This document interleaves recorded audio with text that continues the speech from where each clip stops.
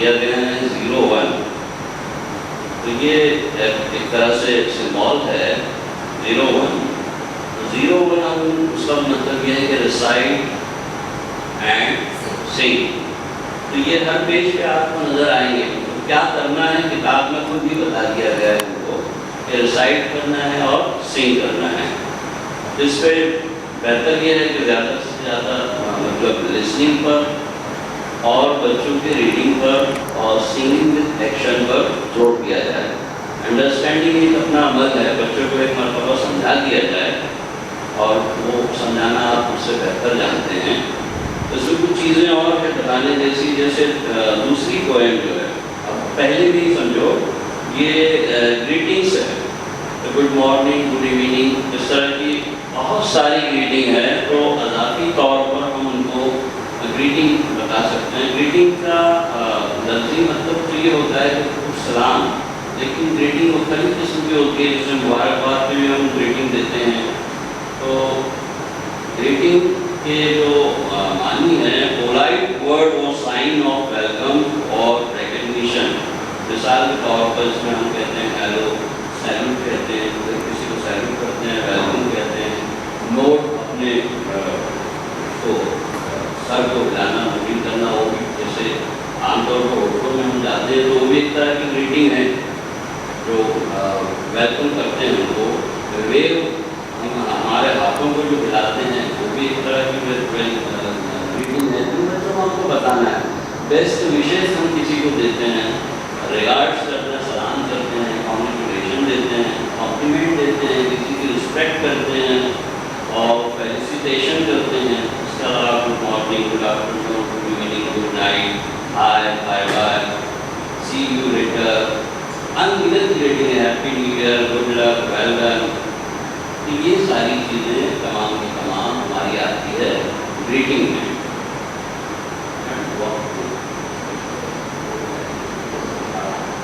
अब यहाँ पर क्योंकि ये पोएम है तो कुछ मैंने यहाँ पर पोएम के ऑब्जेक्टिव भी उनको मैंने यहाँ मैं बताता हूँ। तो तकरीबन 6-7 मिनट तो मेरे ख्याल से 6-7 पोएम है हमारी।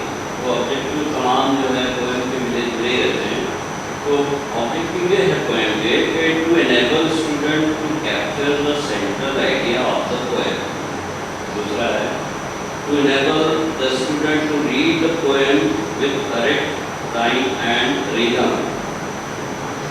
फिर इसके बाद ये हो गया इसके ऑब्जेक्टिव। अब हम देखेंगे कि कुछ चीज़ें हैं पोएम के अंदर। पहला सॉन्ग से दूसरा song, the more we get together, जितना ज़्यादा हम एक ग्रुप में आते हैं, हम खेलते हैं, उतने ही ज़्यादा हम हैप्पियर होते हैं। तो यहाँ लफ्ज़ द मोर का हम जितना ज़्यादा मतलब ट्रांसलेशन बता दें तो ज़्यादा बेहतर है। इसके अलावा तो कॉन्ट्रैक्टेड फॉर्म आते हैं बुक के अंदर, बच्चे बहुत कंफ्यूज होते हैं। तो बेहतर ये है कि जैसे यहाँ वी विल भी है तो हम उसको एक्सपांड करते हैं और बता दें ये बेटा कि इसका शॉर्ट करेंगे वी विल है, वी विल। इसके अलावा भी जैसे यहाँ पर कन्वर्सेशन है, बाजू में देखेंगे आप तो एम, तो उसको एक्सपांड किए हमने आई और एम। तो ये हमके लिए जहाँ जहाँ बुक में आएंगे आप टीचर को आपको पूछना ये सारी चीज़ें आप उसको कर सकते हैं।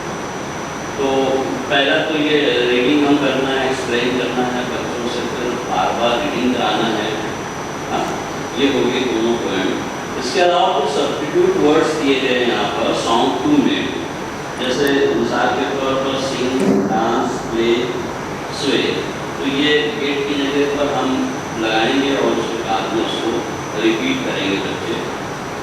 अब आगे बढ़ते हैं कि यहाँ बाजू में कन्वर्सेशन किए गए हैं। तो बेहतर ये है कि अगर 2 बच्चे ले लिए जाएँ और वो विद ग्रीटिंग और कन्वर्सेशन बच्चों से ही कराया जाए। बच्चे शुरुआत में इतने कैपेबल नहीं होते हैं, लेकिन फिर भी जैसे उनका हौसला 1-2 बच्चा होता है तो उन्हीं को मतलब सामने रख कर हम अब कुछ चीज़ें अगर भूल रहे हैं तो कन्वर्सेशन हम करा लें। आगे बैक पार्क, बनानास, बंच, इस तरीके से हम ए से लेकर जेड तक पूरी डिटेल बताने की आपको ज़रूरत नहीं है, हम सब असातिज़ा हैं। आगे चलते हैं पेज नंबर 3 पर। इसी में देखिए 08 ये इशारा दिया गया है 08, लुक एट द पिक्चर, जो इंस्ट्रक्शन दी गई है तकरीबन वैसी ही रहती है। ये 0-8 का मतलब look at the picture map and tell, उसके बारे में बताना है आपको, ठीक है जी। ये बैक साइड में पूरी इंस्ट्रक्शन है। बेहतर ये है कि अगर हमको याद नहीं है तो उसी के नीचे हम इंग्लिश में लिख दें कि भाई यहाँ करना क्या है, ठीक है। अब पेज नंबर 3 पर जो दिया गया है कि how well can you do the task given to you, practice then you can do them well. ये मामला बहुत ये है कि हम देखते हैं कि 5th स्टैंडर्ड में बच्चे आ जाते हैं तो उनको स्मॉलर कैपिटल लेटर बहुत सारा को नहीं आता, तो हम किसी पे ब्लैमिंग नहीं करेंगे बल्कि हम उससे मतलब उस पर अलग से मतलब मैं मेरी बात बताता हूँ, कम से कम 8 रोज जो है ना स्मॉल और कैपिटल लेटर पर देता हूँ। और आप जाएंगे बच्चा अगर आपके पास आए जिसको नहीं भी आता है उससे कहेंगे कि बेटे वो ABCD सुनाओ तो वो सुना देगा। तो मैं अपना शेयर कर रहा हूँ तरीक़ेकार कि मैं A से लेकर Z तक दोनों स्मॉल और कैपिटल लिख देता हूँ और बजाय असेंडिंग ऑर्डर में उनको कहता हूँ डिसेंडिंग ऑर्डर में उसको। ये मेरा अपना तरीका था। फिर उसके बाद में बच्चा जब वो डिसेंडिंग में तो ऐसी बात है अगर रूप की शनाख्त उसको रहेगी, नाइज करेगा बच्चा, और ये पढ़ सकता है कि Z की पिक्चर। जैसे अब मौलाना की बात, मौलाना का मतलब नाम है एक, लेकिन जैसे ही मतलब देख ले हमको समझ में आ जाता है कि ये मौलाना है, शाकिर सर है, ये मैडम है। तो इसी तरह पिक्चर्स जो है ना ये लेटर्स की, वो जब तक रिकग्नाइज नहीं करेगा बच्चा और उसके मतलब वो नाम नहीं पहचानेगा, ये फ्लुएंसी के साथ जो वो याद कर लेगा ना ABCD उसमें दम नहीं, याद करना चाहिए, उसमें कोई दो राय नहीं, लेकिन उसके साथ उसकी तस्वीर को पहचाने कि P और Q में क्या डिफरेंस है, P और D में क्या डिफरेंस है, स्मॉल l और कैपिटल L को जो स्मॉल जो L है उसको बच्चे कभी कभी आगे पढ़ देते हैं, तो ये डिफरेंस जो है ना ये कराना है बच्चों को। तो मैं कह रहा था कि मैं डिसेंडिंग ऑर्डर में बच्चों से पढ़वाता हूँ और उनको रोल नंबर नोट करता हूँ और फिर उसके बाद मैं आइडेंटिफाई करता हूँ कि इस बच्चे को मतलब बीमारी क्या है, कौन से लेटर ये नहीं पढ़ पा रहा है, और फिर उसके बाद उसको मैं मतलब उसकी नोटबुक में लिख कर देता हूँ और उससे कहता हूँ कि बेटे इसको भर भर के लिख के आओ, उसको पढ़ कर खाओ। और कुछ बच्चों को साथ में लगा भी देता हूँ क्योंकि इतना वक्त नहीं रहता है, या उनसे कहता हूँ कि आपने जो घर में बड़े हैं उनसे आप उसकी प्रैक्टिस कराओ। तो ये बहुत इंपॉर्टेंट चीज़ है यहाँ पर, कौन सी, स्मॉल लेटर कैपिटल लेटर। इसीलिए बुक के अंदर भी बिल्कुल जो इंस्ट्रक्शन दी गई है, right all the small letters on a single line. फिर उसके बाद right all the small later on the plain paper, single line में लिखना है, प्लेन पेपर पर लिखना है। क्या मकसद है इसका, बार बार करवाना है, प्रैक्टिस करवाना है और बच्चे को वो चीज़ याद हो जाए। फिर आगे देखेंगे आप right all the small letters in different sizes, very big and very small, दोनों साथ में लिखना है। बड़ा बड़ा मतलब एक ही स्मॉल लेटर है उसको बड़ी साइज में भी लिखना है और छोटी साइज में, जिससे ये आइडेंटिफाई हो।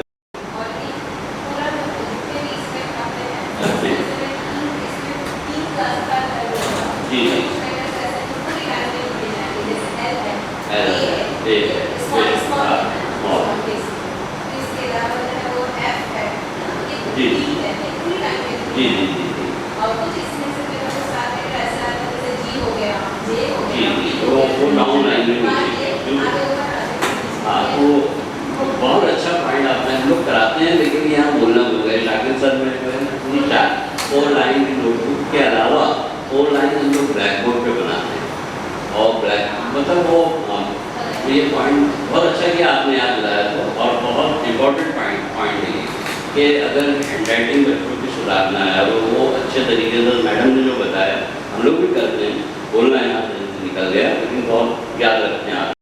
तो ये note down in figure the 4 number of in the story. तो यहाँ पर भी समझो लिसन एंड एक्ट,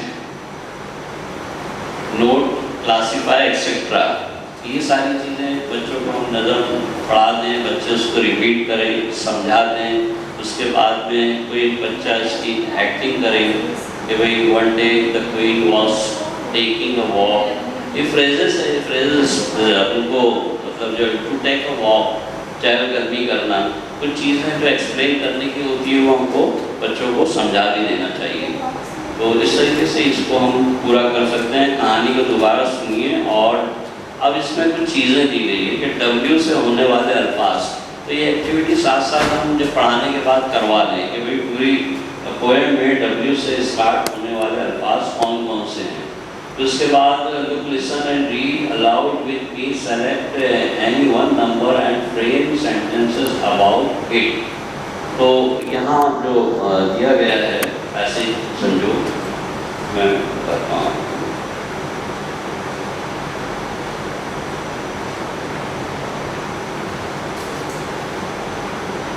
चीज़ें इसमें दी गई है कि नंबर्स इन फिगर्स बच्चों को कराना है ताकि कम से कम 1 से 20 तक, अपने 1 से 100 तक बच्चे वो याद कर लें। इसकी बार बार प्रैक्टिस कराना पड़ेगी इसको।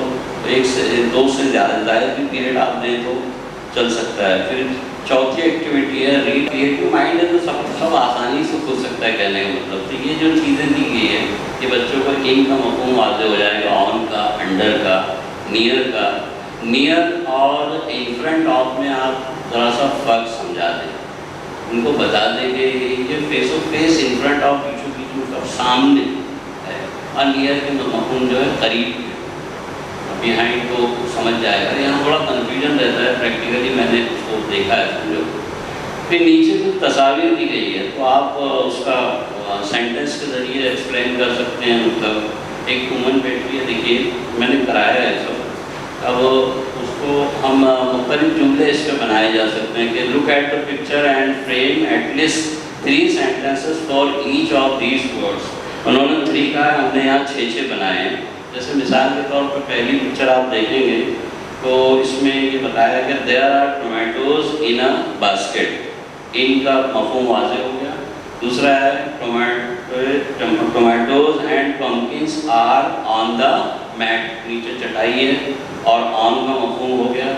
फिर आगे the green grocer is under an umbrella. Under का मफ़हूम अम्ब्रेला के अंडर में हो गया। फिर उसके बाद there is a pumpkin near the basket. तो आपका पम्पकिन जो है वो नियर कॉन्सेप्ट पूरा हो गया। इसी तरीके से आप ये जो पिक्चर्स की गई है ना, कितनी है यहाँ पर 1 2 3 4। मिसाल के तौर पर दूसरी पिक्चर आप देखेंगे तो there is a boy in the house. बच्चा है हाउस में। ये जुमले हमको बनाना है, बुक में दिए नहीं है। ओके, तो ये इन का भी कंसेप्ट होगा। एक जुमला भी बच्चे ने याद कर लिया। The girl is on the slide. देखो वो लेडीज लड़की दिख रही है आपको स्लाइड के ऊपर। इस तरीके से हम 6 तुरंत 3 का है, हम उसको 6 जुमले बना सकते हैं मतलब यहाँ पर। ठीक है, अब आगे page number 13, listen and act. अब यहाँ पर हम बेहतर ये है कि 2 ग्रुप बच्चों के बना दें एक्शन टाइम में। Listen carefully to leaders A and B and act. अब एक बच्चा कहे सिट, उसके बाद में दूसरा कहे डाउन, और साथ ही साथ इसके एक्शन भी हो जाए। सिट डाउन, सिट डाउन का मतलब बैठ जाओ, जैसे स्टैंड। दूसरा बच्चा कहेगा अप। तो वॉक स्लोली, वॉक फास्टली, इस तरीके से रन स्लोली, टर्न अराउंड। तो ये सारे अल्फाज के पेयर बेहतर ये है कि पहले आप तैयार कर लें। वर्कबुक में भी दिए हुए हैं और आप नोटबुक पे भी इसको तैयार कर सकते हैं। जैसे मैं कुछ रीडिंग करता हूँ यहाँ पर, जैसे sit down, stand up quickly, walk. अब वॉक के साथ कौन कौन से मतलब वो लग सकते हैं ये एडवर्ब। फास्ट है, स्लोली है, क्विकली है, रन फास्ट, टर्न लेफ्ट और राइट भी कर सकते हैं हम। बैंड डाउन भी कर सकते हैं। बैंड स्लोली, आहिस्ता से झुको, डाउन क्विकली, जल्दी से झुको। Sing slowly, loudly, softly, smile softly, laugh loudly, speak up या स्पीक फास्ट, स्पीक स्लोली। इस तरीके से हम बहुत सारी एक्सरसाइज इसके अंदर कर सकते हैं। आगे आपको दिया name the object in the picture and say what all you can do with it. अब यहाँ पर ये जो गेम है एक तरह से, आप एन एप्पल, ये हमने पिक्चर का नाम दिया है। अब उसके साथ हम ट्रीटमेंट क्या क्या कर सकते हैं, तो ये भी एक एक्सरसाइज हम करा सकते हैं कि उसको हम खा सकते हैं, eat it, slice it, throw it, chop it, इस तरीके से। दूसरा जो किया है आपका wash it, cook it, buy it, smash it, bottle दिया है, क्लॉथ दिया, अ शीट ऑफ पेपर दिया है, फ्लावर दिया है। तो अपने तौर पर इनके साथ क्या क्या ट्रीटमेंट किया जा सकता है, वो कुछ कहना चाह रहे हैं?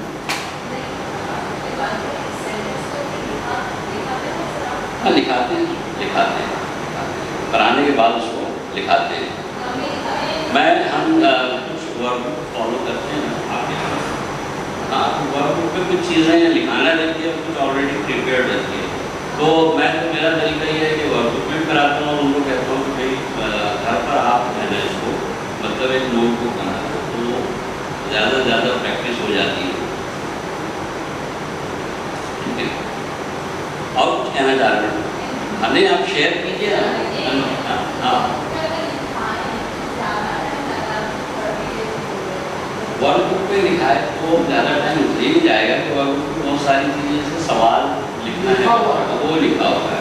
फिल इन द ब्लैंक जो है आपको पूरा नहीं लिखाना है, उनको सिर्फ ये बताना है कि फिल इन द ब्लैंक ये करना है, तो बहुत जल्दी हो जाएगा। अब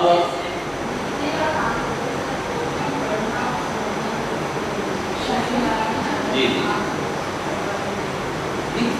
ये आप जब लिखाएं ना तो उस वक्त सरकारी तौर पर 2 5 मिनट दे दें, उसको एक्सप्लेन कर दें कि ये क्वेश्चन का मफहूम ये है। वो जो बच्चे जिनको करना है जिनको करते हैं बाकायदा, और जो नहीं करना है तो कोशिश हमारी ये होना चाहिए सब करें, तो रहेगा इतना वक्त पढ़ाना और लिखाना। जैसे मैं बताया आपको, हाँ सही है। अच्छा, ठीक है ना, अलग से ज़्यादा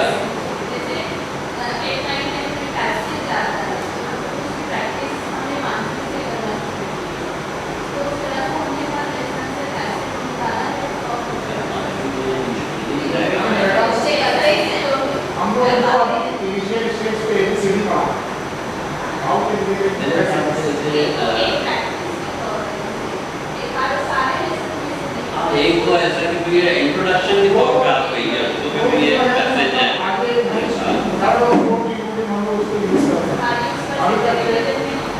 अगर हम लोग रीडिंग उनको कौन सी करा रहे हैं, जैसे आगे है पर अगली की बात मैंने सबसे मेन मकसद क्या है कि बच्चों को रीडिंग नहीं आती तो कितना भी हम समझा दें,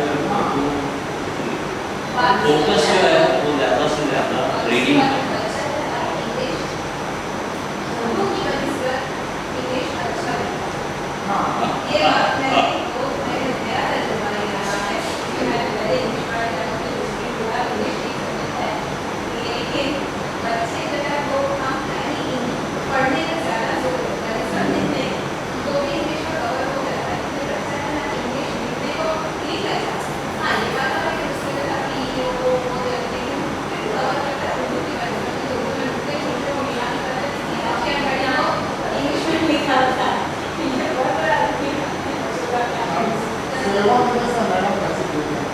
बच्चों को आराम देते हैं तो कैसे इस तरह के क्वेश्चन आएंगे और उसको उनको सेवा में बच्चे को देखकर क्वेश्चन में आंसर समझे, सेवा नहीं करेंगे। तो ये हो सकता है कि आगे आप मतलब ये पेपर कोई दे दिए जिनसे टाइमिंग वर्ड कौन से हैं वो कॉपी करो।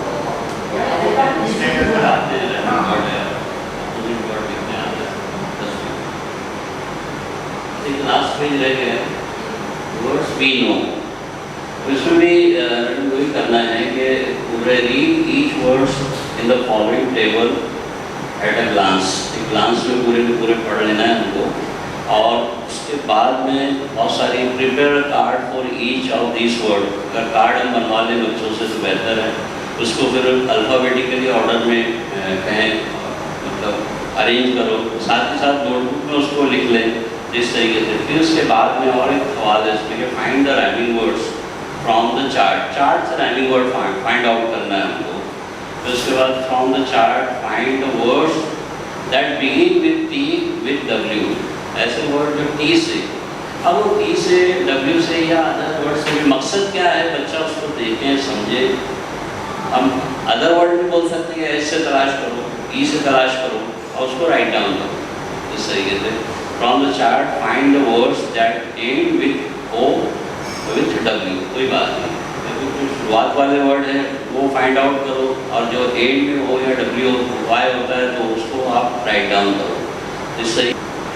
शुरू अल्लाह के नाम से जो बड़ा मेहरबान नहायत रहने वाला है।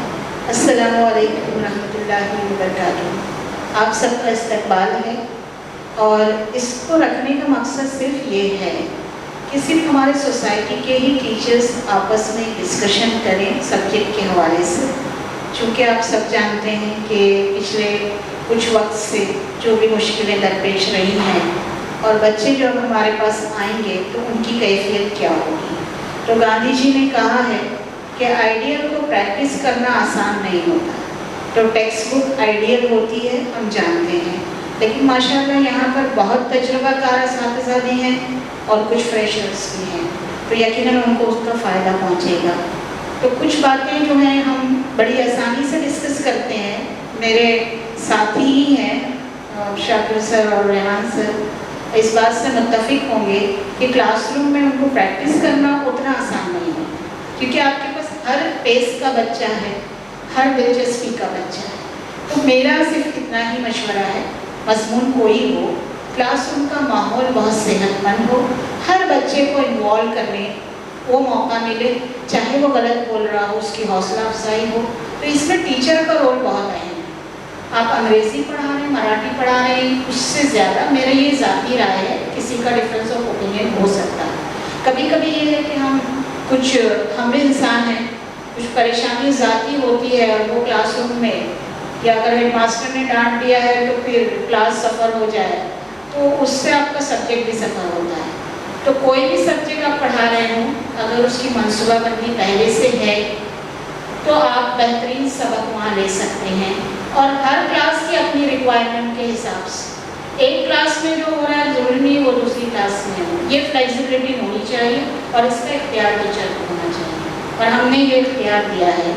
मेरी रिक्वेस्ट है, सॉफ्ट कॉपी आपके पास होनी चाहिए।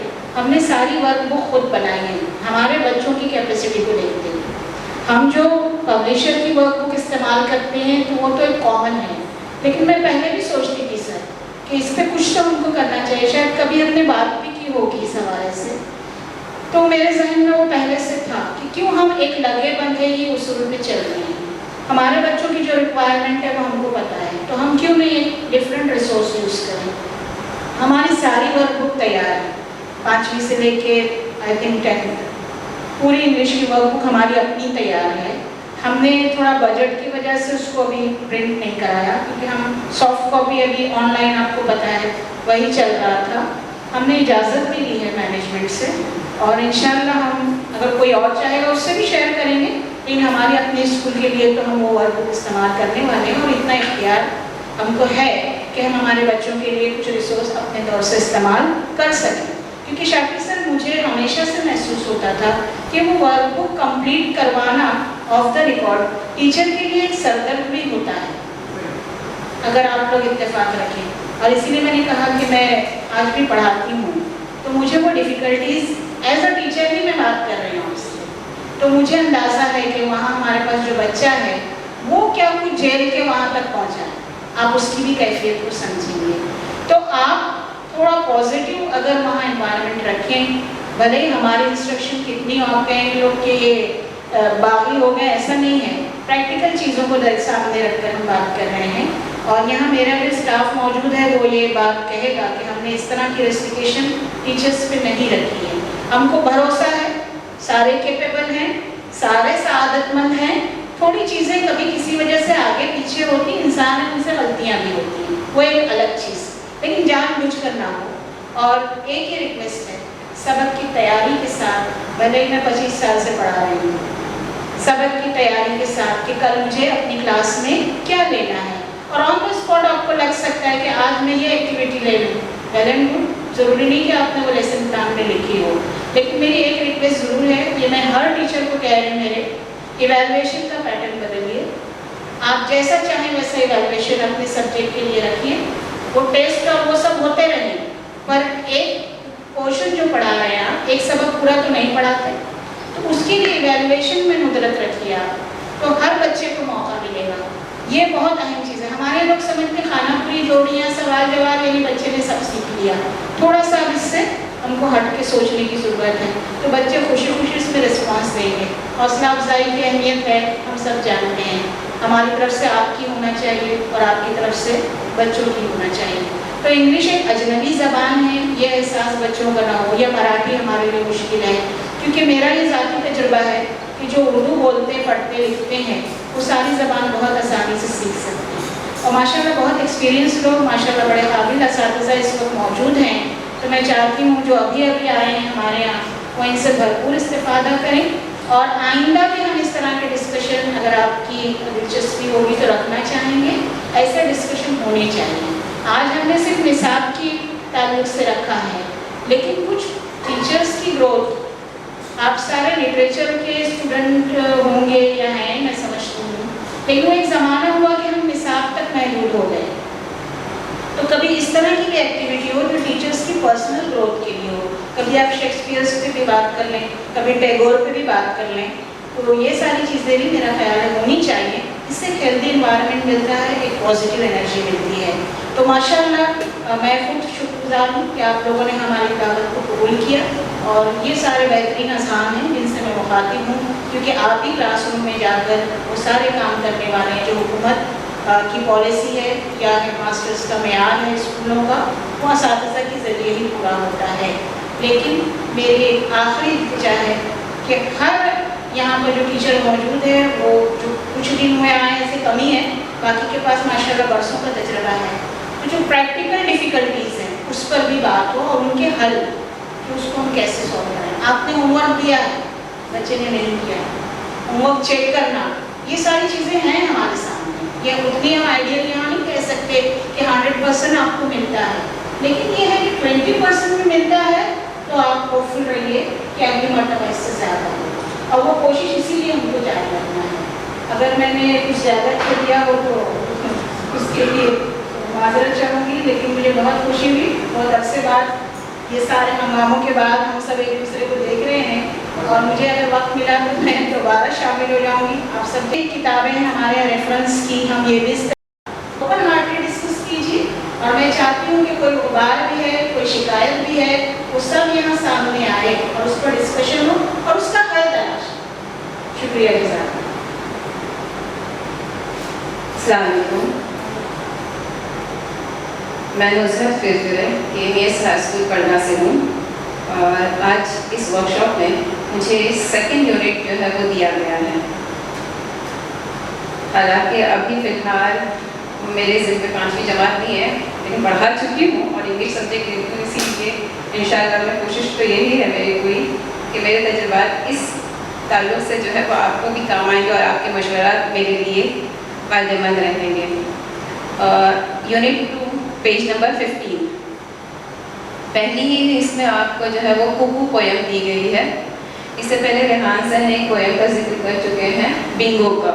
वो तो पोएम पूरी फुल टू एक्शन थी, जिसमें हम क्लैप के ज़रिए बच्चों को जो है वो बिंगो पोएम आसानी से याद कराते हैं। इसी तरीके से यहाँ पर भी जो है जो पोएम दी गई है, अगर सर ने देखो यहाँ आप बाजू में जो है वो एक QR कोड देखते हैं, ये QR कोड जो है ये साइड में आपको, हाँ, इसको जो हम सबसे पहले देखो, अब तक हमको मालूम है कि पेंडेमिक में हमने बहुत सारे ऑनलाइन क्लासेस लिए हैं, जिसमें बच्चों को हमने जो है दीक्षा ऐप डाउनलोड करने के लिए भी कहा था, साथ ही साथ हमने भी दीक्षा ऐप को यूज़ किया है ना। और गवर्नमेंट की तो अब तक की, क्योंकि हम गवर्नमेंट के रूल्स से ही चलते आते हैं, इसी वास्ते अब तक के 1.25 साल, आज जैसे कि स्कूल शुरू हो रही है, लेकिन हमने देखे कि तकरीबन अगर देखा जाए तो छुट्टियां वगैरह मिला के 1.25 साल तक स्कूल बंद रही, लेकिन हमने फिर भी ऑनलाइन के ज़रिए अपने तालीमी सिलसिला जारी रखा। हत्ता कि गवर्नमेंट ने भी अपना जारी रखा। पहला तालीमी सिलसिला इन्होंने शुरू किए थे मदरसा बंद तालीम जारी, पहला उनका था। उसके बाद बीच में उन्होंने ब्रिज कोर्स लाए। ब्रिज कोर्स 45 डेज का होने के बाद तीसरा जो है वो तालीमी सिलसिला मदारिस बंद तालीम जारी, यानी गवर्नमेंट ने अपना बाजू एकदम सेफ रखी कि एक भी दिन गवर्नमेंट की तरफ से लिंक नहीं आई है, ऐसा नहीं हुआ है। एक भी दिन, इवन संडे के दिन भी उन्होंने हम निसाबी सरगर्मियाँ कह के लिंक सेंड की है, और सनीचर के दिन तो बाकायदा कहानियों का सनीचर, इस तरह से लिंक आती है। तो इसी वास्ते यहाँ पे हमको जो है यहाँ पे जितने भी QR कोड दिए गए हैं, अगर हम इसको स्कैन करें, बच्चे आजकल के हमसे ज़्यादा जो है वो टेक्नोलॉजी में एक्सपर्ट है कि तो QR कोड पहले तो हमको ही नहीं मालूम था, बच्चों को पता है कि कैसे स्कैन करते हैं, कौन कौन से स्कैनर्स होते हैं, बच्चे इजीली जो है वो स्कैन करते हैं, क्योंकि हर बच्चे को हमको तो अब तो यानी पहले पैंडेमिक के पहले हम तो मानते थे कि हमें ऑनलाइन जो है वो तालीम को इतनी अहमियत नहीं दी थी। हाँ, बच्चों को कुछ YouTube देखने के लिए कह देते थे, कुछ हो जाता था, लेकिन अभी तो ऑनलाइन की वजह से हर ऐप को डाउनलोड करने के वास्ते तो ये पोएम जो है अगर आप देखेंगे दीक्षा ऐप पे बहुत अच्छी तरीके से, YouTube की बनिस्बत अगर आप दीक्षा पे जो है वो मैं आपको दिखाती थी, इसमें वो लिंक शेयर करती थी कि आप जो है इसका अगर स्कैन करेंगे तो पहले एक कुकू की फ़ोटो आती है, और कुकू की फ़ोटो फिर उसके बाद बच्चा क्लिक करता है तो कुकू की आवाज़ आती है, फिर उसके बाद दूसरी पिक्चर है 2 बच्चों की और वो अपने नानी माँ के साथ बैठे हैं और कुकू की आवाज़ सुनते हैं। तो इस पोएम और फिर उसके बाद वो कुकू के ताल्लुक से यानी एक तरह से बच्चों के सामने इंट्रोडक्शन आ जाता है कि कुकू ये एक बर्ड है। फिर उसके बाद बाकायदा उस पोएम को जो है वो एकदम अच्छे से गाने की सूरत में दिया गया है, और फिर साथ में उसके बाद एक्टिविटी भी दी गई है। जैसे यहाँ पे नीचे देखेंगे आप, एक्टिविटी दी गई है राइमिंग वर्ड्स, है ना, तो उस पर जो है वो हम इसमें पहले बच्चों को ये पोएम आसानी से याद भी हो जाती है, क्योंकि एक छोटी है, साथ ही साथ इसमें अल्फाज आसान है। तो ये मेरा मशवरा ये है कि अगर आप इसको दीक्षा ऐप पे देख के जिस तरीके से दिया हुआ, अगर बच्चों को वैसे ही कराते हैं तो बच्चों को याद हो जाती है। फिर नीचे उसी के अंदर जो है देखेंगे आपके मंथ ऑफ द ईयर दिए हुए हैं। मंथ ऑफ द ईयर देखो, हमारी 5वीं की क्लास अक्सर जो है बहुत कलरफुल रहती है, तो कहीं ना कहीं पर हम जो है वो जो 12 महीनों के नाम किसी चार्ट पर या किसी फ्लैश कार्ड पर लिख ही लेते हैं और अपने क्लास में जो है वो लगा देते हैं। रही बात इसकी स्पेलिंग की याद करने की, इसको 3 लेकिन नहीं, मैं लफ्ज़ भूल रही हूँ, फोनेटिक्स, हाँ, फोनेटिक्स में, हाँ, जिस हाँ लफ्ज़ों को वो स्लेबल होगा, लेकिन सर हाँ, लेकिन हम प्रोनाउंसिएशन के हम जो है वो फोनेटिक्स यूज़ करते हैं ना, हाँ, उसकी वजह से बच्चों को जो है वो याद रखना आसान होता है।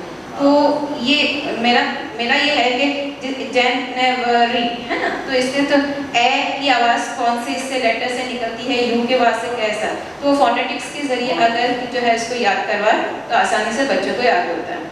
फिर स्टोरी को पढ़ते वक्त एक बात और ध्यान देने की है कि क्योंकि इसमें बहुत सारे पंक्चुएशन मार्क यूज़ हुए हैं, तो पूरे पंक्चुएशन मार्क को यूज़ करते हैं, हम पंक्चुएशन बताएंगे तो नहीं, लेकिन हम जब बोलेंगे तो उस उतार चढ़ाव के साथ में, फेस एक्सप्रेशन के साथ में इस स्टोरी को पढ़ेंगे। इस स्टोरी को जो है पूरे उतार चढ़ाव के साथ और इस पढ़ने की वजह से बच्चे जो है वो आसानी से स्टोरी को समझ लाते हैं। कोई बच्चा पिक्चर्स को देख के और हमारे जो है वो पढ़ने के अंदाज को देख के खुद ब खुद कभी कभी ऐसा भी होता है कि बच्चा बता भी देता है कि इस स्टोरी में क्या है, ये हाँ नॉट आए एक साथ, हाँ ये एक साथ, क्योंकि एक साथ रिवाज है कि बच्चों को बोला कि अच्छा नहीं आप पढ़े ना, तो कौन कौन से थे नॉट आए, ये आपको सबको बोलना है कोरस में। तो बच्चे बड़े शौक से, फिर वो क्या होता है जब हम बच्चों को बोलते हैं ना कि नॉट आए सब साथ में बोलेंगे, तो बच्चों की नजरें जो रहती है वो बराबर किताब पे रहती हैं, हाँ कि हाँ यहाँ पे नॉट आए है, यहाँ पे हमको जो है वो कोरस से बोलना है, तो बच्चे जो है वो बोलते हैं और आसानी से जो है ना बच्चे इस स्टोरी को यानी पूरा हमको तो इंग्लिश में नहीं, उर्दू में जब हम उसको ट्रांसलेट करते हैं तो बच्चे खुद ब खुद सामने से हमको रिस्पॉन्स मिलता ही है कि मतलब ये टीचर अभी तो मुर्गी ये करने वाली है, अभी मुर्गी वो करने वाली है। अच्छा, ये स्टोरी का एक्सप्लेनेशन उर्दू में, साथ ही साथ बच्चों को जो है यहाँ पे बहुत सारे जो है वो पंक्चुएशन मार्क के जरिए, जैसे हमने पिछले सर ने बताया कि हमको ग्रामर का कोई हिस्सा ये नहीं करना है, लेकिन इस स्टोरी पे आप देखेंगे कि बहुत सारे पंक्चुएशन मार्क हमको एक साथ मिलते हैं, है ना। आप देखेंगे यहाँ पे कि inverted commas, open inverted commas, close है, क्वेश्चन मार्क है, ये सारे जो है फुल स्टॉप है, कैपिटल लेटर, ये सारे जो है इन्वर्टेड इतने पंक्चुएशन मार्क्स हमको जो है वो मिलते हैं। फिर उसके बाद जो है उसी के नीचे, अच्छा यहाँ पर एक चीज़, क्योंकि हमारे स्कूल में हम लोग वर्कबुक प्रेफर नहीं करवाते हैं, तो कभी कभी हम लोग क्या करते हैं, बच्चों को बोल देते हैं कि आप इस पेज की ज़ेरॉक्स निकाल के लाइए, या फिर कहीं पर आपको ऐसी तस्वीरें मिलती हैं तो वो जमा करके लेकर आइए। और क्योंकि नीचे की जो एक्टिविटी दी हुई है, try to write sentence about each, है ना, यहाँ पर आप देखेंगे। और फिर साथ ही साथ W6 देखिए आप, वहाँ पे तस्वीरों को तरतीब में लगाना है और उन्हें नंबर दीजिए। तो इसको जो है इतने पेज को अगर हम ज़ेरॉक्स करते हैं और उसके बाद उसको तरतीब से, क्योंकि अभी मैंने कहा कि मैं वर्कबुक यूज़ नहीं करती, इसी वजह से ज़ेरॉक्स का तरीका इस्तेमाल करते हैं कि बच्चे उसको ज़ेरॉक्स करके लेकर आएंगे, कट करेंगे और उसके बाद उसको नंबरिंग करेंगे, लेबलिंग करेंगे। 2 साल से, इसीलिए मैं कह रही हूँ ना इधर। अच्छा, फिर इसके बाद यहाँ पे नेक्स्ट पेज पे, पेज नंबर 18 पर भी इसी तरीके से दिया हुआ है कि पेज नंबर 18 पे जो है वो मैंने वही ज़ेरॉक्स का तरीका ही अपनाती हूँ यहाँ पर, क्योंकि यहाँ पर हर पिक्चर को काटने के लिए बोलती हूँ और सिर्फ एक जुमला, एक पिक्चर के सामने आपको सिर्फ एक सेंटेंस लिखना है, बस ये। फॉर एग्जाम्पल जैसे दिया हुआ, mister clean does not like the scribbling on the wall, what will he do, वो क्या करेगा। भले बच्चा उसका जवाब उर्दू में देता है, देने दीजिए, बच्चा ये बोले वो पोंछेगा। अच्छा, पोंछेगा, काय से पोंछेगा, कपड़े से पोंछेगा। अच्छा, पोंछने के लिए आपने कभी देखे हो कि जो है वो किसका इस्तेमाल करते हैं, अम्मी काय का इस्तेमाल करती, तो बच्चा आजकल पोछा बचा बोलने की बजाय वाइपर बोलता है या मॉप बोलता है। तो हम उस वर्ड की बिना पे जो है वो सेंटेंस बनाएंगे, क्योंकि आजकल बच्चा पोछा नहीं बोलता है। देखो कि अम्मी पोछे से फर्श साफ करती है, बिल्कुल, अम्मी मॉप से फर्श साफ करती है, अम्मी जो है वो ये दूसरा जो है वो वाइपर से साफ करती है। तो उस वैसे ही कि बच्चों के वोकैबुलरी जो है, उसी वोकैबुलरी को हम अपने एक एक सेंटेंस में, ये यहाँ पे देखो, यहाँ पे जितने भी पिक्चर्स दिए हुए ना, अतुल इमरान ये कोशिश कर, क्योंकि यहाँ पे लिखा हुआ है W13 में, देखिए, बताइए आगे क्या होगा, अपना जवाब लिखिए। अब हमको मालूम है कि अपना जवाब लिखिए, इसका मतलब यह नहीं कि हम बच्चों को जो है इतने बड़े बड़े कोई जवाब लिखें, एक सेंटेंस के अंदर उसका आंसर लिखना इनफ है, एक सेंटेंस में, है ना। कि बच्चा अगर तस्वीर है, अगर वर्कबुक है तो वेरी गुड, लेकिन अगर नहीं है तो इसके ज़ेरॉक्स के सामने एक सेंटेंस लिख दे, हो गया है। इसी तरीके से यहाँ पर भी पेज नंबर 18 का भी वही वैसा ही दिया हुआ है कि पेज नंबर 18 पर भी जो है वो दिया से what the people and animals in the picture are doing and then answer the question। अब यहाँ पर इस एक्टिविटी के लिए बच्चों को जो है वो किताब में दी गई हर पिक्चर को जो है वो बगैर देखने के लिए कहा जाए, पहले वक्त दिया जाए यहाँ पे कि आप जो है इस पिक्चर को देखें, है ना। फिर उसके बाद नीचे दिए हुए यहाँ पे who took the guavas। अब यहाँ पे एक और चीज़ आती है, यहाँ पे इस पेज पे हम अगर देखते हैं तो ज़्यादातर जितने भी क्वेश्चन यहाँ पे 4 क्वेश्चन दिए हुए हैं वो who से है ना, who से दिए हुए, जैसे who took the guavas, who bought the flowers, who drank the milk, who found the ring।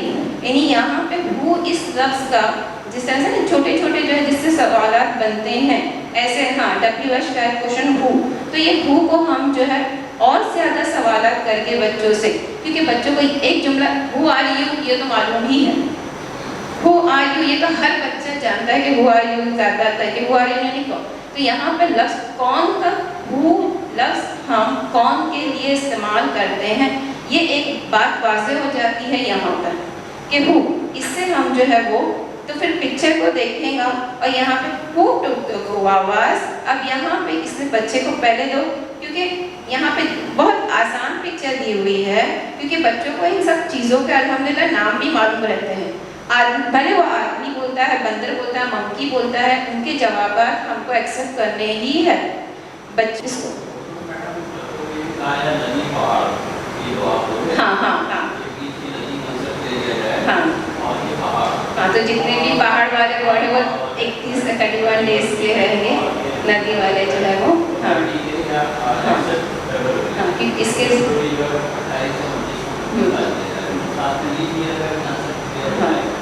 है हमको बच्चे यहाँ पे lesson find the underline words. देखिए ये ओरल वर्क दिया हुआ है क्वेश्चन नंबर 6 में। Find and underline the following words on page number 22 to 24। बच्चों को ये वर्ड्स ढूंढना है। जैसे पहले हमने यूनिट 1 में देखे थे कि बच्चे क्या करते थे, फोटोज देख के वर्ड ये करते थे, उसी तरीके से ये वर्ड ढूंढना है। बच्चे ढूंढते हैं, जो यहाँ पे एक कर सकते हैं, जो पहला ढूंढेगा वो विनर। तो बच्चे तेजी से ढूंढते हैं। हाँ, एक्सेप्ट वर्ड्स दिए गए हैं, ज़रूरी नहीं है कि जो नीचे बॉक्स में वर्ड दिए गए, अब हम करवाने के वास्ते तो ये भी करवा सकते हैं। एक इसके साथ में एक से ज़्यादा सेंटेंसेस हमारे बनते हैं। यहाँ पर दूसरे सवाल बनाने के वास्ते जो WH टाइप वर्ड यूज़ किया जाता है तो वेयर का कॉन्सेप्ट क्लियर होता है। अच्छा, ज़रूरी नहीं है कि हम ये 4 ही सवाल में, बहुत सारे सवाल हम बच्चों के साथ में कर सकते हैं। Where is your bag, where is my duster, where is my pen, where is your pen, इतने कई सारे जो है वो सवाल हम यहाँ पे कर सकते हैं। अच्छा, नीचे लास्ट में देखो गुड, बेटर, बेस्ट और बैड, वर्स्ट, वर्स्ट, ये डिग्री के ताल्लुक से है ना। इनडायरेक्ट वे में देखा जाए तो अब यहाँ पे हमने इस लेसन में डिग्री के ताल्लुक से आया, तो वैसे ही हम जो है इनडायरेक्ट वे में ग्रामर ना समझाते हुए यहाँ पर लास्ट लाइन देखिए, कीपिंग क्वाइट। ये तो एक अच्छा खासा गेम है कि किसी भी 2 बच्चों को आप ले लीजिए, बारी बारी एक सवाल करेगा, दूसरा जो है वो एक्शन करेगा।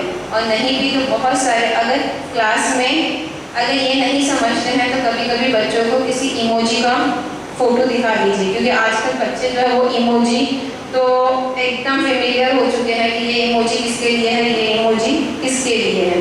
तो वो बता ही देते हैं कि हाँ ये इमोजी स्माइली फेस है, इट मीन्स हैप्पी, है ना। हाँ, इस तरह से इमोजी के है, it means no I don't want. तो ये एक्टिविटी जो यहाँ पे जो दी हुई है, listen carefully and enact in a pair, ये हमको दिया ही हुआ है कि इन अ पेयर करना है। तो 2-2 बच्चों को लेके ये जो करवाया हम आसानी से करवाते हैं। और यहाँ पे तो बहुत छोटे छोटे जुमले हैं, बच्चे आसानी से बोलते हैं, ये आसानी से बोलते हैं ना कि हेलो नमिता, वो भी बोलेंगी, सिर्फ हाय बोलेंगी, एक्सेप्ट, हेलो बोलेंगी, हेलो, है ना। और फिर किसी का नाम नहीं, हमको यहाँ पे पीछे उसने गुड मॉर्निंग की ग्रीटिंग भी वो भी पढ़ चुका है, हमने ग्रीटिंग उसको बता दी। यहाँ पर अगर वो गुड मॉर्निंग होता है, गुड इवनिंग होती है तो भी एक्सेप्ट, क्योंकि बच्चे के जवाब जो है यहाँ पर हम एक से ज़्यादा को एक्सेप्ट करने पर बच्चों की वोकैबुलरी भी हमको पता चलती है। तो ये एक्टिविटी तो मैं क्लास में तो यही बोलूँगी कि बच्चों को ग्रुप बनाकर ही करवा सकते हैं हम, और इससे हमारी एक्टिविटी आसानी से जो है वो पूरी हो जाएगी। अच्छा, यहाँ पर फिर से वही बात आ रही है कि फ्लैश कार्ड को तैयार करवाओगे। यहाँ पेज नंबर 27 पे बच्चा एक्शन भी कर सकता है। मैं या फिर टीचर अगर एक्शन कर दी है तो और ज़्यादा बेहतर है कि बाबा मैंने इस तरीके से की, आप इसका क्या मतलब हो सकता है, मैं एक्शन करके दिखाऊंगी। कम हियर, तो बच्चा क्या बोलता है, इधर आओ बोलेगा। अच्छा, इधर आओ को हम इंग्लिश में क्या कहते हैं, कम हियर बोलता है। अच्छा, ये कम हियर आपको पहला दिया हो। अब बताइए कि इसमें से कौन ऐसे एक्शन कर रहा है किताब में। अच्छा, बच्चा पेंसिल का यूज़ करते हुए अगर किताब में भी जोड़ियाँ लगाता है तो करने दीजिए,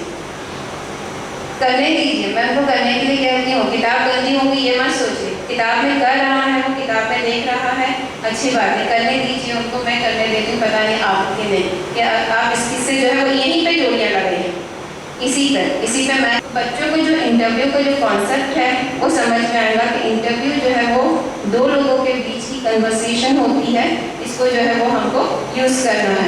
तो बच्चा एक दूसरे से इसी तरीके से हम सवाल खुद से ना तैयार करके दें। यहाँ पे सवाल वैसे भी दिया हुआ है, वैसे भी दिए हुए हैं यहाँ पे सवाल। अगर बच्चों 2 बच्चों को बोलेंगे आप तैयार करके आएँ यही सवाल के जरिए, तो बच्चे बोलते हैं। लेकिन उससे पहले हम क्लास में इसका डेमो दें, 2 बच्चों को लेके 2 बच्चों को बुझाएं, है ना। और which is your favourite game, which is your favourite colour. तो बच्चे जो है वो यानी बच्चों को ये समझ में आ जाता है आसान से कि हम इसको इंटरव्यू कहते हैं। लास्ट में page number 20, things in your bags. बच्चा ने लिखा pen, pencil, eraser, notebook, text book लिख दिया। हाँ, उसको 8 वर्ड्स को जो है अल्फाबेटिकल ऑर्डर में लगाना उसको थोड़ा आसान रहेगा। Things which you see in a mall, है ना, things which you see in hospital. कोई भी सवाल है लेकिन जो अपने अल्ताफ में बच्चा देखता है उसको अपने साथ जो है वो लिख सकता है। तो इस तरह से ये तरीका, और आप अपने ही ताल्लुक से बता सकते हैं कि कुछ और तरीके इसमें इस्तेमाल किए जा सकते हैं या कुछ? जी ये बता तरीको बड़ा है। अच्छा जज़ाकल्लाह, आप तो मुझे समझ गई।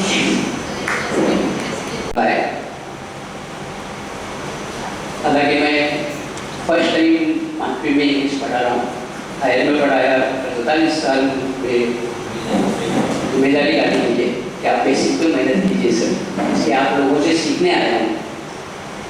पहली एक्टिविटी जो इसमें है, सुनिए, बोलिए, सीखिए और सुनाइए। इसको हम सिंग भी कर सकते हैं, बहुत ही इजी पॉइंट। मैं पहला स्टेंजा जो आपका है उसको मैं उसको किस तरह से सीख किया जाए, किस तरह से गाया जाए वो बताने की कोशिश कर रहा हूँ। Over the mountains, over the plains, over the rivers, he had come the hills. क्योंकि जब हम किसी भी चीज़ को तरन्नुम के साथ गाते हैं तो बच्चों को बड़ा इंटरेस्ट रहता है, क्योंकि पूरा यूनिट कवर करना है और वक्त बहुत ही कम है, इसलिए ज़्यादा डिस्कस न करते हुए सेकेंड एक्टिविटीज़ की पे आता हूँ। सेकेंड एक्टिविटीज़ इसमें है find and label the following in the picture. नीचे दी हुई चीज़ें तस्वीरों में तलाश कीजिए और उनके नाम लिखिए। बहुत इजी एक्टिविटी है, बच्चों से कराई जा सकती है। जैसे कि माउंटेन है तो हम बच्चों को बता सकते हैं, भी बताइए कहाँ है माउंटेन, और वहाँ पे माउंटेन का नाम लिख दीजिए। फिर प्लान है, प्लान के मैदान, फिर रिवर बैंक, नदी का किनारा, उसको सिर्फ बच्चों को पॉइंट आउट करना है और उनके नाम लिखने। ये बहुत ही इजी एक्टिविटी है। उसके बाद जो सेकेंड टॉपिक है वो है द लिटिल बबुल ट्री। एक कहानी है छोटी सी, एक बबुल के दरख्त की, तो अपने आप की कंपेयर दूसरों से करता है।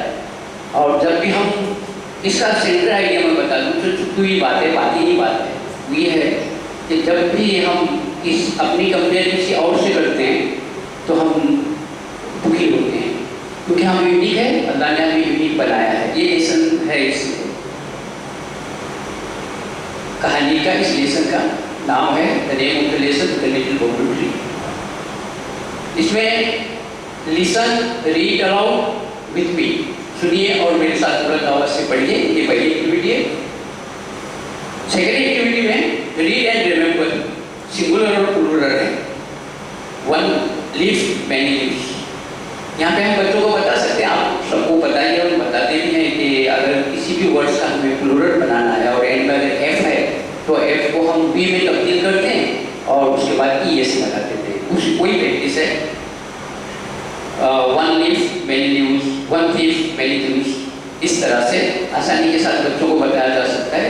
ये एक्टिविटी इस तरह से हम करें कि अगर आपको कोई वर्ड्स का कुछ वो प्लूरल बनाना है और अगर उस वर्ड्स में आखिरी लेटर जो है वो एफ है तो उसको वी में तब्दील कीजिए और ये लगाइए। उसके बाद drop do not does not in the following and frame meaningful sentence you may have to change the highlighted words। नीचे दिए हुए जुमलों में do not does not अल्फाज कम करके बामायनी जुमले बनाइए। इसके लिए आपको नुमाया किए हुए अल्फाज में भी तब्दील अल्फाज भी बदलने पड़ सकते हैं। जैसे कि फॉर एग्जाम्पल उसने दिया है goats do not eat cold drinks। अब इसमें हमको ओमेट करना है do not, और डू नॉट जब ओमेट हो जाएगा सीधा main word gods eat green. देखो जो हाइलाइटेड वर्ड्स था गोल्ड उसको भी चेंज कर दिया गया क्योंकि ये हो गया। उसके बाद थ्यूज do not steel glass, थ्यूज steel gold, इस तरह से उसे चेंज किया जा सकता है। फिर शी डजंट लाइक कैट्स। यहाँ पे आप बता सकते हैं बच्चों को कि लुक अबाउट दैट स्टफ। जब जो सब्जेक्ट होता है उससे वो थर्ड पर्सन होता है, यानी सी, जैसे कि हम सबको पता है, तो उसका निगेटिव सेंटेंस बनाने के लिए हम 10 का यूज करते हैं। तो 10 निकल जाएगा और जब हम 10 को ओमेट करेंगे तो मेन मेन वर्ब के साथ एस या एस लगता है। तो she does not like crabs, इसका होगा शी लाइक्स है। इस तरह से हम बना सकते हैं। उसके बाद का सेंटेंस है he does not play cricket, he plays football। और lion does not eat grass, और lion eats meat। इस तरह से ये एक्टिविटी हम कर सकते हैं, जिसमें हमें बच्चों को ये बताने का मौका मिल सकता है कि डू कब यूज़ करते हैं, डज कब यूज़ करते हैं। हालांकि पांचवी स्टैंडर्ड के लिए थोड़ा टफ है वो, लेकिन फिर भी अगर हम बेसिक चीज़ें उनको बता दें तो आगे चलते हैं उनको टेंसेस में आसानी हो सकती है। उसके बाद की एक्टिविटीज़ है जेल के जुमलों में डू नॉट में से मुनासिब अल्फाज इस्तेमाल करके बामायने जुमले बनाएंगे। जैसे कि पहला जुमला, अब यहाँ पे हमें उसका निगेटिव बनाना है। I like mangoes, I don't like mango. I don't like figs. You travel by बस, अब यहाँ पे डोंट का यूज करना है, you don't travel by train. इस तरह से किया जा सकता है। He gets up at 7:30, he does not get up at 6:30 or 5:30। आप कोई भी वक्त लिख सकते हैं। A rabbit has a short tail, a rabbit doesn't have a long tail। यानी जो अफर्मेटिव सेंटेंस है उसे हमें निगेटिव बनाना है और डू नॉट डज नॉट का यूज करना है। She uses a black pen, she doesn't use a red pen or you can write anything। For the activity, complete the following sentence using your ideas। I wish I had wings। मेरी ख्वाहिश है कि मेरे पर हो, काश मेरे पर होते। I wish I had wings। और उसके बाद है I wish I could fly। यहाँ पे एक चीज़ है कि हम जो कुड वाले सेंटेंस है वहाँ पे वर्ब का यूज करेंगे और बाकी हम नाउन का इस्तेमाल कर सकते हैं। I wish I had wings इसका मतलब होता है मेरी ख्वाहिश है काश मेरे पर होते।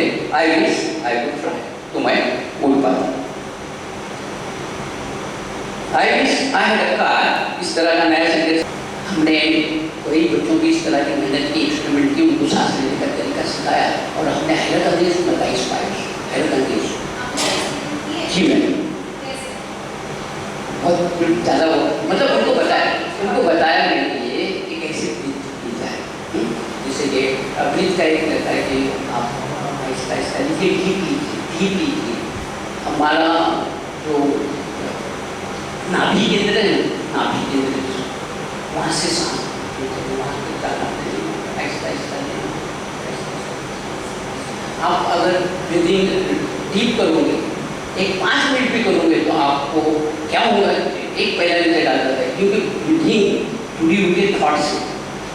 ब्रीदिंग कैसे जुड़ी हुई है थॉट से, अभी हम आगे देखने वाले हैं है उसमें थोड़ी सी बात करूँगा मैं। तो इस तरह से मैंने बच्चों को मेरे एक दोस्त की क्लासेस है और मैं बताता हूँ, ये एक्सपीरियंस मैंने स्कूल में तो नहीं किया, स्कूल से ब्रीदिंग सिखाया। उसको हम योगा की जबान में प्राणायाम कहते हैं और ब्रीदिंग एक्सरसाइज प्राणायाम कहते हैं, तो भी ज़रा बड़ा लगता है। तो ब्रीदिंग एक्सरसाइज हमने वो बच्चों को बताया और वो जो जिन बच्चों को बताया था तमाम बच्चे 90 में। तो ये इसमें दिया नहीं है, लेकिन हम ये कर सकते हैं ब्रीथ स्लो एंड। उसके बाद एक कहानी है अनिरुद्ध का, बड़ी कहानी है एक लड़की के बारे में, अनिरुद्ध के बारे में। उसको हमको क्या करना है, लिसन केयरफुली, लाउड रीडिंग करेगा टीचर और बच्चे जो है उसको सुनेंगे। एक्टिविटी 2 में now read N story allowed me मी। अब मेरे साथ इस कहानी को बुलंद आवाज से पढ़िए। जेल में मुख्तसर तौर पर अनुष्का की कहानी दी हुई है, इसे पढ़िए और खाली जगह को पूर्ण कीजिए। पहले इसमें खाली जगह को पूर्ण करना है। अनुष्का पहले खाना पूरे में हम करेंगे, फिलअप करेंगे। Mother, Anushka's mother tells her to look after her baby girl। Second में Anushka goes out to play with her friends। The geese fly away with her baby bird। फिर Anushka runs after them। Anushka meets the pole। Anushka meets the apple tree। Anushka meets the milk river. Anushka finds her baby brother in Baba Yaga's hut. फिर आएगा Anushka runs off with her baby brother. Anushka hides in the milk river. Anushka hides in the apple tree. Anushka hides in the Anushka comes home. इस तरह की खाना पूरी करके बच्चों को बताया जा सकता है। एक्टिविटी नंबर 4 है make your own funny names like Baba Yaga. Do them sound like English names. Baba Yaga जैसे हमें मजेदार नाम बनाने हैं। बच्चों को कहा जा सकता है ये अच्छी एक्टिविटी है, बच्चे ज़रा हंस भी सकते हैं क्योंकि मैं ड्रामा भी लिखता हूँ और ड्रामों में मैंने अक्सर इस तरह के नाम यूज़ भी किए हैं और बड़ा लोगों ने बड़ा एंजॉय भी किया है, जैसे कि हसन मोबाइल या फिर अब्बास आटी, इस तरह के नाम वहाँ पे हम बच्चों को बता सकते हैं जो मज़ाकिया भी हो, जैसे ये बाबा यागा है। I am in the 5th standard या फिर I am in 5th A. I am looking for a pen friend. Pen friend are friends who write letters to each other regularly. We have to write letter in English. Would you like to be my pen friend? फिर आखिर में request करेंगे बच्चे कि क्या आप मेरा कलमी दोस्त बनना पसंद करेंगे। 2 जवाब आ सकते हैं। पहला नो आई एम सॉरी, ये जवाब आ सकता है। उसके लिए फिर स्टूडेंट कहेंगे ऑलराइट, नेवर माइंड, कोई बात नहीं। Yes, I would like to be your friend. That's great. Thanks a lot. ये एक्टिविटी। उसके बाद सेकेंड स्टेप है इस की एक्सचेंजिंग इंफॉर्मेशन। अब इंफॉर्मेशन पे एक्सचेंज करना है। Please tell me your name and address. When is your birthday? Tell me about your favourite things just like favourite colour, favourite game, favourite subject, favourite teacher, favourite book, favourite movie, favorite TV program, favorite dish. Who is your best friend in school? What is your hobby? What do you enjoy the most? Tell me about the people in your family. इस तरह के सवाल हम पूछ सकते हैं बच्चे एक दूसरे को और इन्फॉर्मेशन एक्सचेंज की जा सकती है। उसके बाद फिर लिखना है नेम, एड्रेस, अपने बेस्ट फ्रेंड का प्रोफाइल बनाना है, इसका date of birth, favourite colour, game, teach, subject, teacher, book, movie, TV programme, family, hobby and interest. उसके बाद थर्ड स्टेप है सेट।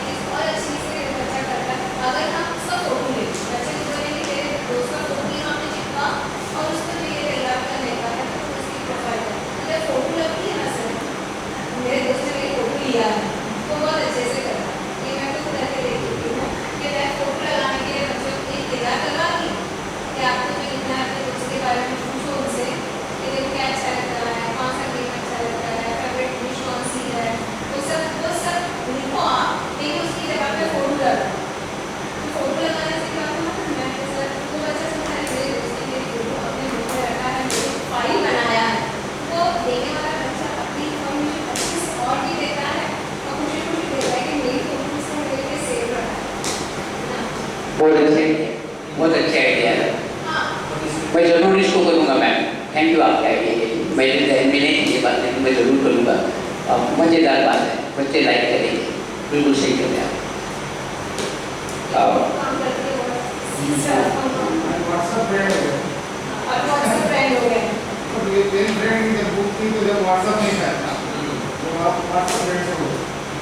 हाँ, उसके बाद step number 3 send your pen friend greeting or special occasion like these are for the birthday or festivals throughout the year. इसमें मुख्तलिफ मौके पे हम उन्हें सालगिरह, ईद, त्यौहार जैसे खास मौक़ों पर अपने कलमी दोस्त सहेली को पैगाम भेज सकते हैं, जैसे कि happy birthday, happy Diwali, wish you happy new year, wish you all the best, congratulation, Eid मुबारक, इस तरह के से भी चलता है। और लास्ट टॉपिक में हमें एक लेटर दिया गया है। Read the following letters and expression carefully, use them to write your own letters. जेल के दूत और तासुरात गौर से पढ़िए, अपने अपने जाति को लिखते वक्त उन्हें इस्तेमाल कीजिए।